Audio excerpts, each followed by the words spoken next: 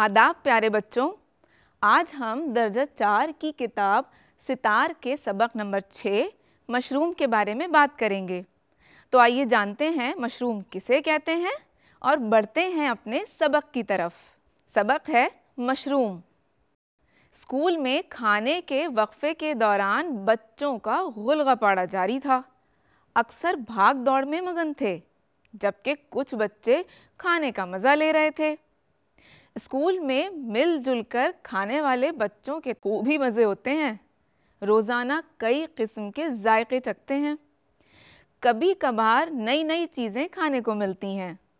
आज भी ऐसा ही दिन था। कीर्ति मशरूम बिरयानी लाई थी। सभी दोस्तों ने खूब मज़े लेकर खाई। सना ने बाकी बची बिरयानी पे कब्जा कर लिया।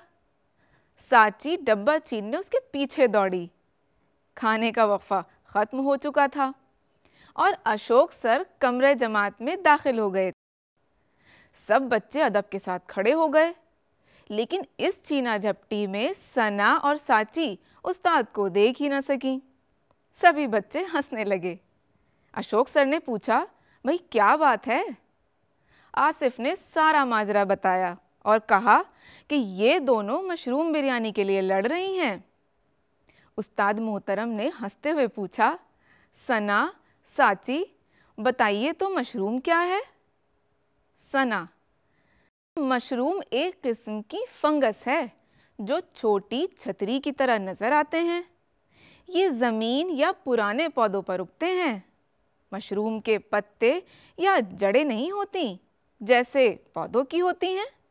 ये जंगलों, बागों या दरख्तों पर पाए जाते हैं। फरहान हैरत से, यानी मशरूम फंगस है? अशोक सर, जी हाँ, लेकिन आम पेड़ पौधों और मशरूम में बहुत फ़र्क है।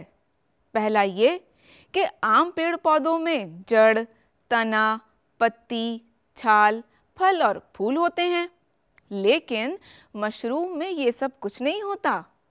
उनकी शक्ल पौधों से अलग और मुनफरिद होती है। इनमें से बाज़ इस कदर छोटे या बारीक होते हैं कि उन्हें खुर्दबीन की मदद से ही देखा जा सकता है। उमर, सर क्या हम मशरूम की खेती नहीं कर सकते? अशोक सर, जी जी, क्यों नहीं?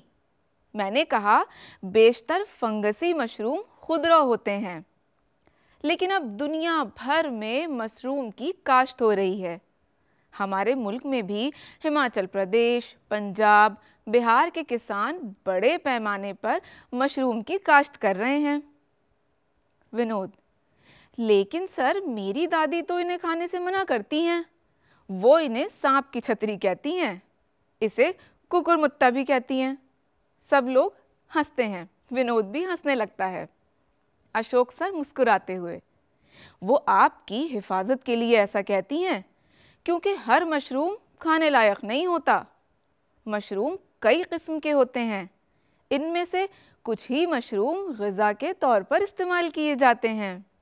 इस एतबार से इन्हें दो किस्मों में तकसीम किया गया है, ग़िज़ाई और ज़हरीले।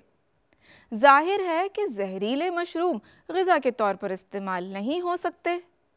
बाज़ार में मिलने वाले मशरूम ग़िज़ाइयत से भरपूर होते हैं। मशरूम की 4 मकबूल किस्में हैं, जैसे बटन या यूरोपियन मशरूम, जापानी मशरूम, चीनी मशरूम और ऑयस्टर मशरूम।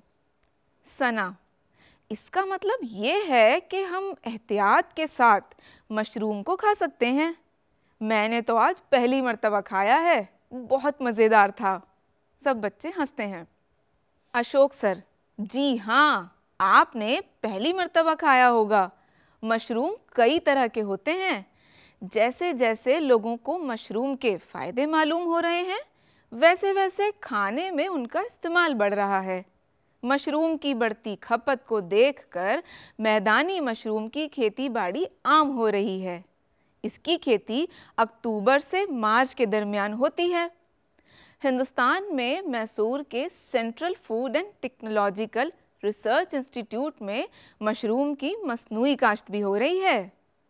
दानिश, सर आपने हमें मशरूम के बारे में काफ़ी कुछ बताया, बस मैं ये और जानना चाहता हूँ कि ग़िज़ाइयत के एतबार से मशरूम खाना कैसा है?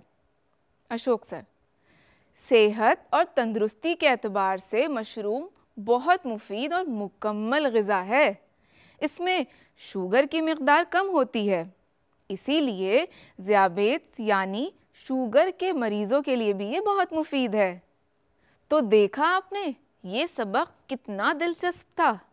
ये कुदरती चीज़ों की अहमियत के बारे में हमें बताता है। ये हमें बताता है कि मशरूम के कितने फ़ायदे हैं और ज़ियाबेत्स के मरीज़ों के लिए ये कितना फ़ायदेमंद है।